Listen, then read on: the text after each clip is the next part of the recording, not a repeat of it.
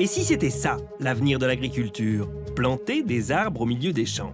C'est ce qu'on appelle l'agroforesterie, ou l'association d'arbres et de cultures sur une même parcelle agricole. L'objectif? Augmenter les rendements des champs et les protéger du changement climatique. Chaque jour plus performante, cette pratique que l'agriculture avait bannie des campagnes revient en force à travers le monde. En 10 ans, sa surface en France a été multipliée par 10 et atteindrait aujourd'hui 100 km², soit l'équivalent de la superficie de Paris. En Amazonie, elle pourrait même être un moyen pour stopper la déforestation, bénéfique pour l'agriculture, mais aussi pour le climat global. L'explosion de cette pratique ancestrale, améliorée par les innovations récentes, annonce peut-être la fin du conflit entre l'agriculture et le respect de la nature.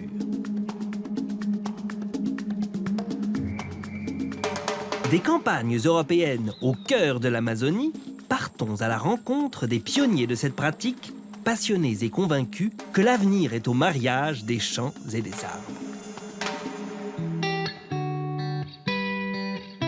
C'est jour de moisson au domaine de Perdiguier, près de Béziers, dans le sud de la France. Christian Duprat, de l'Institut national de recherche agronomique, vient observer l'évolution de cette exploitation qu'il suit régulièrement depuis une dizaine d'années. L'agroforesterie, cela fait plus de 20 ans qu'il la pense et qu'il en vante les mérites. Nous sommes face à une révolution parce que l'agriculture s'est toujours battue contre les arbres. On a défriché pour faire des parcelles agricoles. Là, nous proposons l'inverse. Nous proposons de remettre des arbres. Ces arbres, des noyers, bien alignés et taillés, occupent seulement 5% de la surface du champ de Jérôme Ferracci, le propriétaire du domaine, qui conduit la moissonneuse. Les nouveaux habitants de la parcelle laissent ainsi 95% du champ à leurs colocataires. Cette cohabitation millimétrée est le résultat d'expérimentations effectuées notamment au domaine de Restinclières, près de Montpellier. C'est là que Christian Duprat et ses collègues de l'INRA étudient et améliorent les interactions entre les arbres et l'agriculture. On a le retour des feuilles d'arbres au sol, on a la mortalité des racines d'arbres annuelles dans le sol. Donc on a effectivement un retour de matière organique au sol par l'arbre. C'est un écosystème dans lequel on remet des flux de nutriments en route, alors que quand il n'y a pas d'arbres dans les parcelles agricoles, tout est basé sur la fertilisation. Grâce à cette cohabitation positive, l'INRA a réussi à produire sur 100 hectares d'agroforesterie autant que sur une surface de 140 hectares où les arbres et les cultures seraient séparés. Les noyers de cette parcelle nourrissent la terre, mais tirent aussi profit de toute la lumière et de la place que leur offre le champ.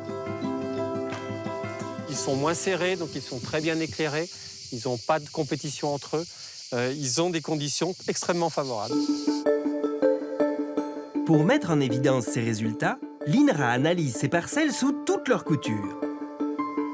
La croissance des arbres est étudiée au dixième de millimètre.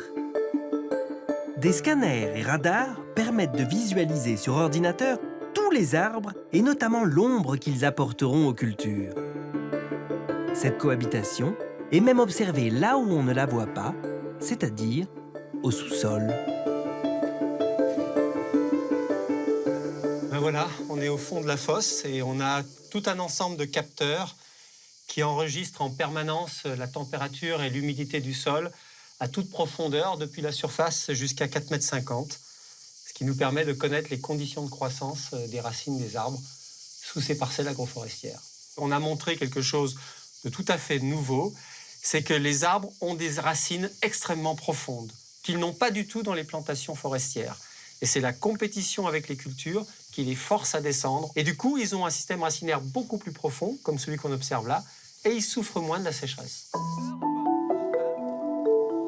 Des arbres au service des cultures et des cultures au service des arbres.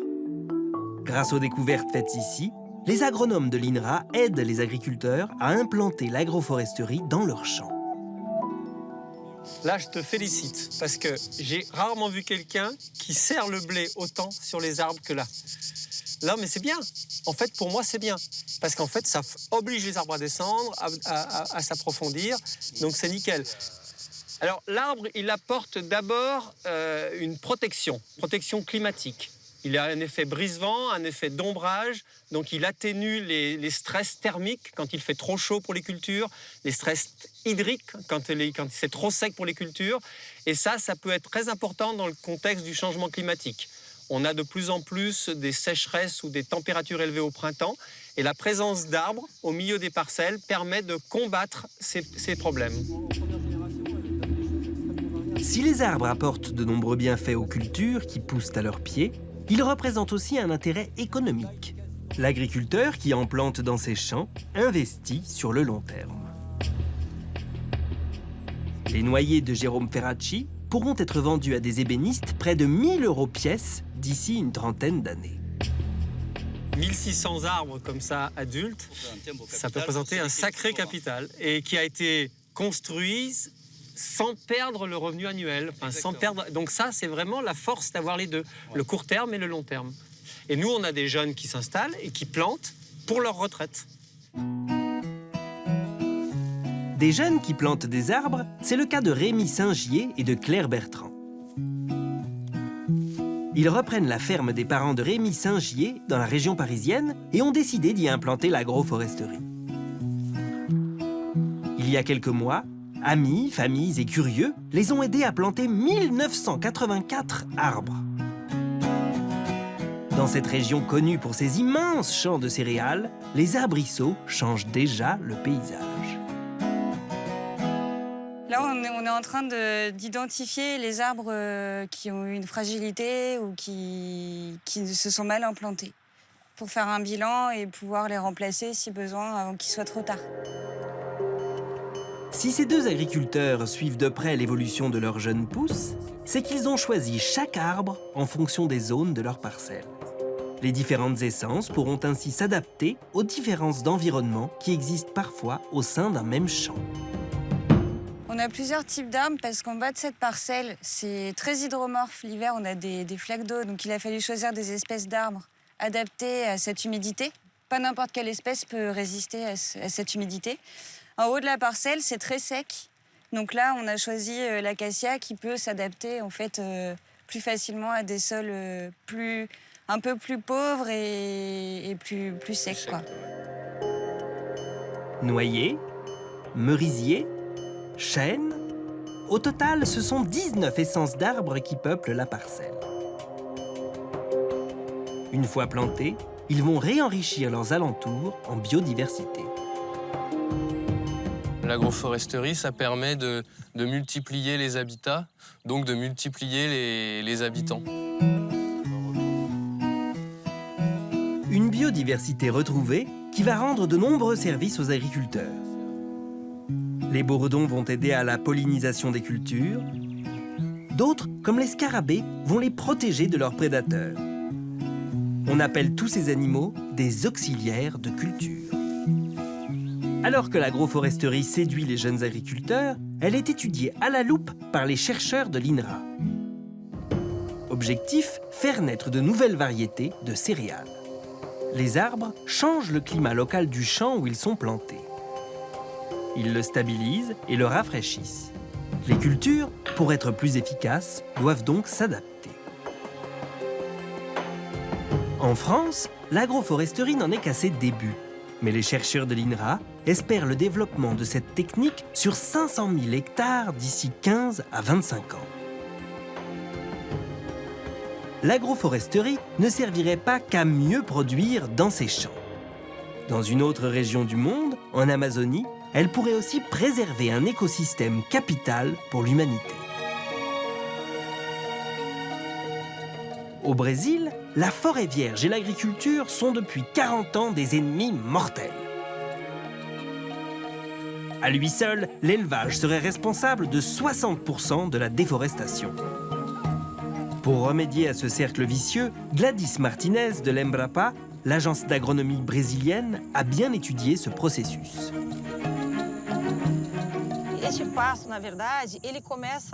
Ce pâturage est dégradé et du coup, il n'est presque plus utilisé car il est devenu inexploitable pour l'élevage.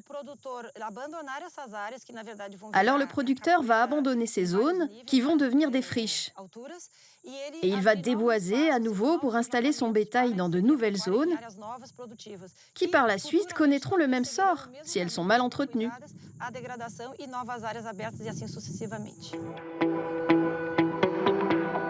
À cause de ce cercle vicieux, 30 millions d'hectares de pâturage sont à l'abandon en Amazonie et la forêt recule inexorablement. Mais pour stopper l'hémorragie, les agronomes brésiliens ont mis au point un système d'agroforesterie adapté aux grands propriétaires.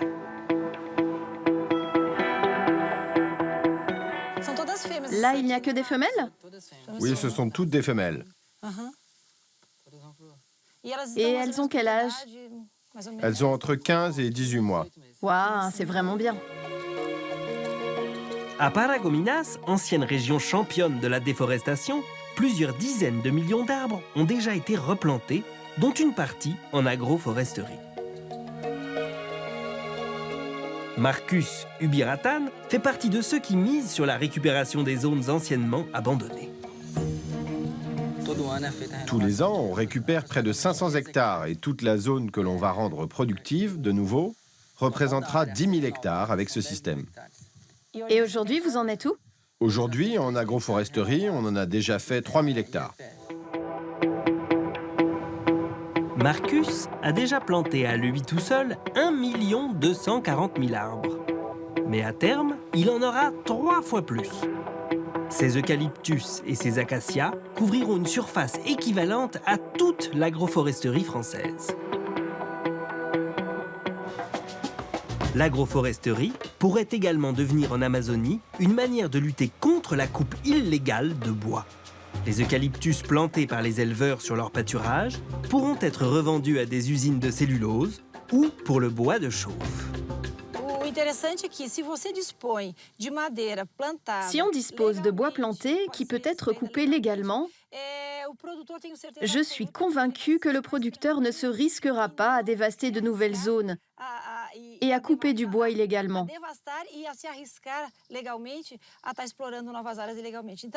Donc je considère que nous avons là la porte de sortie pour mieux contenir la déforestation en Amazonie. Stopper la déforestation en empêchant l'agriculture de s'y enfoncer un peu plus, c'est bien. Mais si on pouvait aller encore plus loin? Transformer ces champs en véritables forêts productives. Tomeaçu se trouve à quelques centaines de kilomètres de Paragominas. Dans cette région de l'Amazonie orientale, une communauté japonaise s'est implantée en 1933. La monoculture du poivre a fait vivre cette coopérative de 150 producteurs pendant des décennies. Mais une maladie et la chute des prix ont fini par les ruiner. Plutôt que de quitter la région, les descendants des Japonais ont décidé de changer leur manière de cultiver. Ils allaient imiter la forêt. L'idée, c'est d'observer ce qui se passe dans la forêt, dans les différents cycles de nutriments. C'est ce qu'on constate là-bas. Et tout ça, on veut le reproduire dans un système agricole. L'idée est de travailler sur la complémentarité entre différentes espèces natives de l'Amazonie. Au pied des champs de poivre, on poussait du cacao, du cupuaçu et de l'açaï, des fruits extrêmement prisés. Un peu plus haut, des essences nobles de la forêt vierge comme le noyer d'Amazonie ou le tapareba protègent ces plantations tout en fournissant des noix de grande valeur. Michinori Konagano est le président de la coopérative. Depuis 40 ans, il est l'un de ceux qui a développé cette agroforesterie de plus en plus en harmonie avec la forêt vierge. Au fil du temps, nous avons appris à produire dans un système agroforestier, en harmonie avec les espèces natives de l'Amazonie. Cela a été un processus naturel de survie de notre communauté japonaise ici en Amazonie. La coopérative des descendants de Japonais, Kamta, exporte ses produits dans le monde entier. Les 7000 hectares d'agroforesterie que compte la coopérative sont aujourd'hui très lucratifs et lui permettent d'afficher un chiffre d'affaires de plus de 20 millions d'euros.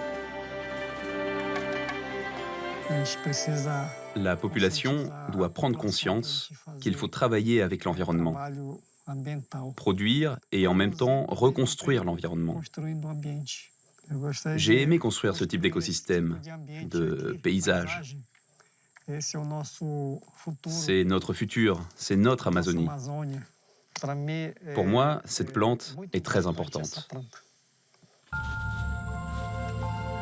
Offrir un avenir aux forêts du monde, protéger nos aliments face aux aléas du changement climatique, l'agroforesterie n'en est qu'à ses balbutiements. Mais si on écoute les bruits qui courent à travers champs, planter un arbre n'a jamais été autant dans le vent.